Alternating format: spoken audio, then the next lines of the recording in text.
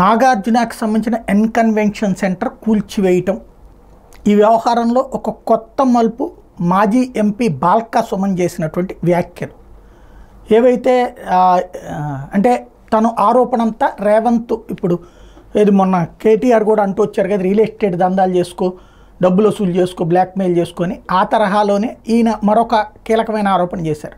రేవంత్ సోదరులు నాగార్జున 400 కోట్లు అడిగారని, ఆయన ఇవ్వనందుకే కూల్చేశారు అని. అదేంటి అక్రమంగా కడితే కూల్చరా, దానికి ఇట్లాంటి ఆరోపణ చేస్తారా అనే దాన్ని తప్పించడం కోసం ఇంకొక పదం వాడారనమాట.